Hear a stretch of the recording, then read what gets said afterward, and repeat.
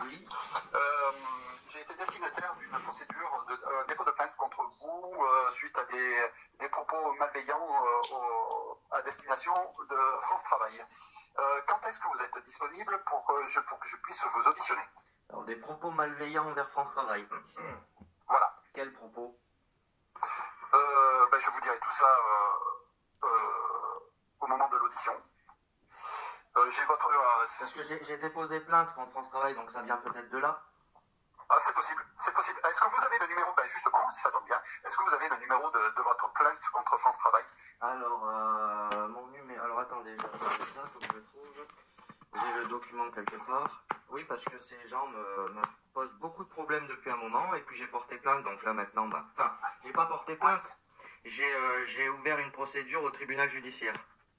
Ah ben, très bien. En fait, il faudra que vous m'apportiez les justificatifs et puis vous vous expliquerez là-dessus. Parce que du coup, moi, en fait, les propos malveillants, c'est que j'ai dit à la directrice que j'allais porter plainte contre elle. C'est ça, les propos malveillants, selon moi. Hein. Ouais, et puis il y a eu un truc sur TikTok.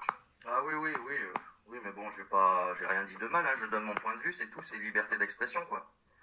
Mais pas de souci. Non, mais après, voilà.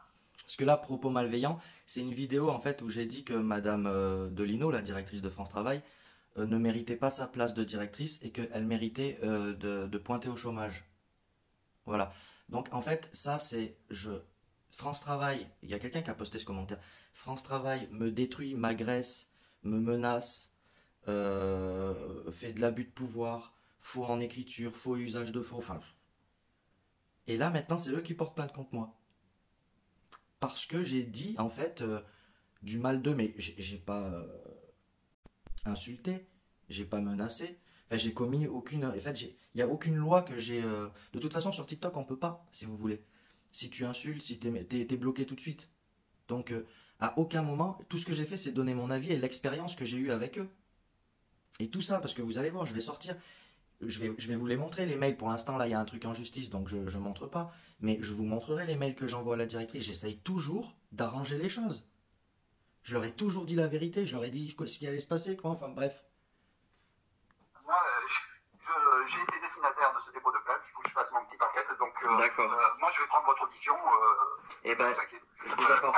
Vous voyez, je sais même pas si c'est un vrai policier parce que normalement, c'est pas par téléphone.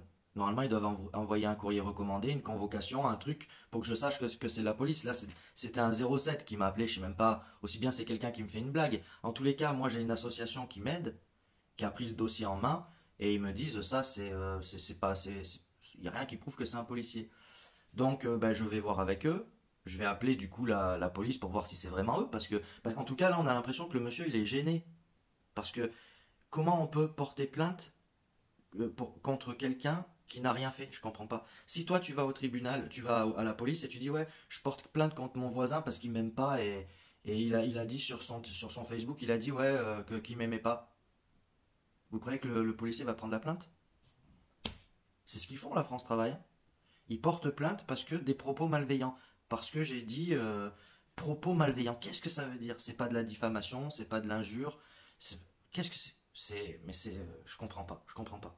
Est-ce que vous êtes disponible? Alors, la semaine prochaine, si c'est bon. Bon, après, c'est pas intéressant et puis je coupe parce que je lui demande qui il est et puis il me dit un nom. Donc, si tout ça c'est vrai, je peux pas diffuser son nom ou quoi. Moi, je les respecte les lois, si vous voulez. Par contre, je vais faire ce qu'il y a à faire et je diffuserai tout. De toute façon, depuis le départ, c'est le bien commun qui m'importe. Et il faut que cette façon de faire de France Travail éclate.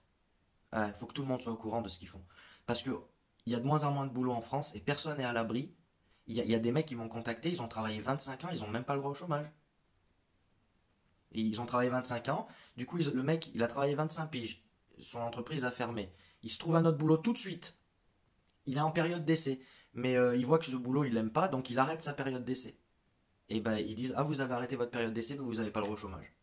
Voilà, des combines pour vous radier, tout, ils font tout, ils font tout. Le médiateur qui va vous envoyer au tribunal administratif, alors que dans la plupart des cas, il faut aller au tribunal judiciaire. Ils vont vous dire, oui, il y a des nouvelles lois, on n'a pas le choix. Alors qu'en fait, quand tu regardes bien les lois, justement, la loi, c'est qu'ils te payent plus, mais moins longtemps. Et eux, ils font l'inverse. Ils te payent moins, mais super longtemps. Et en fait, ils détournent la loi. Et ça aussi, je vais le prouver, tout ça.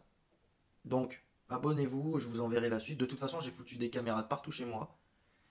Je diffuserai tout. Je veux que ce soit public. Mon affaire, je veux qu'elle soit publique. Et je suis prêt à aller en prison pour ça. Parce que si je vais en prison parce que j'ai dit la vérité, eh ben j'irai en prison la tête haute. Voilà. Et merci à tous les TikTokers et tout qui me soutiennent. Ce que je veux dire, c'est que je sais qu'il y a une vingtaine de personnes qui repartageront même si on me ferme ma chaîne. Minimum 20. Avec beaucoup d'abonnés. Donc, puis de toute façon, j'ai rien fait de mal. Je donne mon expérience. Et je me rends compte que beaucoup de gens sont dans ma situation. Sur les 400 personnes qui m'ont contacté sur la boîte mail, j'en ai 3 qui étaient au bord du suicide. Avec qui j'ai discuté, j'ai remonté le moral, je leur ai dit t'inquiète, machin, je les ai aidés. Et d'ailleurs, je voudrais vous dire, vous savez, avec tout ce qu'ils me font, je devrais être au fond du trou. Et ce qui m'aide, c'est d'aider les autres. Parce que quand tu es en train d'aider quelqu'un, tu penses plus à tes problèmes. Et le fait de plus penser à ses problèmes, ça permet de relativiser et de faire du meilleur boulot à tête froide. Donc hier, quand j'ai eu cet appel, eh ben, j'ai tout coupé et j'ai aidé des gens qui avaient des problèmes, notamment un mec à la rue. Ils lui mettent des ATD, mais il n'a pas une thune. Et du coup, ils lui prennent, à chaque fois la banque lui prend des frais. 60, 50 balles par mois ou 60 balles par mois. Alors que déjà, il est à la rue, il est en train d'essayer de s'en sortir, tu vois. Donc je lui ai donné la technique de la banque hors de France. Ça aussi, contactez-moi sur les boîtes mail. Je vous envoie mon lien de parrainage. C'est Waze, la banque. Mais je vous dis aussi comment ça fonctionne et tout. Et c'est important de savoir comment ça fonctionne. Voilà, ça vous évitera de payer des frais bancaires qui sont illégaux, puisque c'est un solde insaisissable. 650 euros, ils sont 607 maintenant, parce qu'ils ont encore baissé. C'est 607 euros, on n'a pas le droit de vous y toucher. Et pourtant, les banques, ils vous le prennent. Parce qu'ils savent que vous ne connaissez pas les lois. Vous comprenez? Donc, l'objectif, c'est vraiment que tout le monde connaisse les lois. Et quand on connaîtra les lois, qu'on fera notre association. D'ailleurs, il y a déjà des associations, bientôt, là, je suis en train de bosser avec eux. Ça va leur péter à la tronche. Et en fait, le système, aller dans la rue, machin, faire ce qu'on a fait aux Gilets jaunes, ils sont prêts à ça. Par contre, ils sont pas prêts à ce que leur système implose de l'intérieur parce que croyez-moi qu'il y a des avocats qui bossent pour nous, il y a des avocats qui veulent changer le système, il y a des policiers qui veulent changer le système, il y a des anciens francs-maçons qui sont montés en haut grade quand ils ont vu ce que c'était vraiment, ils se sont retournés. Il y en a un qui a été buté d'ailleurs. C'est lui qui nous a donné, hein, je vais pas dire son nom. Donc vraiment, on a tous des casseroles au cul, tous, et on peut, si vous voulez, passer le chemin sur ces casseroles-là et avancer ensemble parce qu'on a un ennemi commun. On verra nos problèmes passer plus tard.